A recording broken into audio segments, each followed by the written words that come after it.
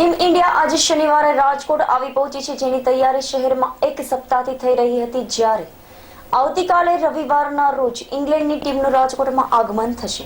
Team India Yagnik road પર સ્થિત imperial hotel પર ઉતરી છે, જ્યારે team England 150 foot ring road પર સ્થિત ફોર્ચ્યુન હોટલમાં ઉતરનાર છે।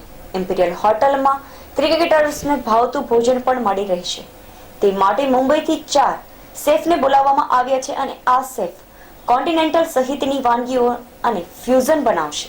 આ ઉપરાંત ભારતીય ટીમને કાઠિયાવાડી અને ગુજરાતી ભોજન પણ ખૂબ ભાવે છે, તે માટે ટીમની આ પસંદને લઈને દાળ, મસાલા ખીચડી, કઢી ખીચડી, ઓળો અને રોટલો ગુજરાતી સ્ટાઇલમાં આલુ રસાવાળા તેમજ ઊંધિયું પણ પીરસવામાં આવશે। આમ તારીખ 9 થી 13 નવેમ્બર દરમિયાન રમાનાર ભારત અને ઇંગ્લેન્ડ વચ્ચે 5 ટેસ્ટ મેચની શ્રેણીનો પ્રથમ ટેસ્ટ મેચ રાજકોટ ખાતે રમાશે, જે માટે રાજકોટ સહિત સૌરાષ્ટ્રવાસીઓ ભારે ઉત્સાહમાં જોવા મળી રહ્યા છે।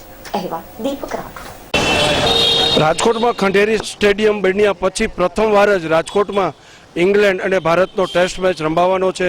9 તારીખથી આ મેચ શરૂ થઈ ગયો છે। બંને ટીમો પણ રાજકોટમાં આવી ગઈ છે। જે મારી પાછળ આ હોટલ છે ઇમ્પિરિયલ પેલેસ, ત્યાં ઇન્ડિયાની ટીમ છે, ત્યાં અહીં રોકાવાની છે અને ક્રિકેટ પ્રેમીઓમાં ભારે ઉત્સાહ જોવા મળી રહ્યો છે। કેમેરામેન દીપક રાઠોડ સાથે પ્રવીણસિંહ ઝાલા, હેલો સૌરાષ્ટ્ર।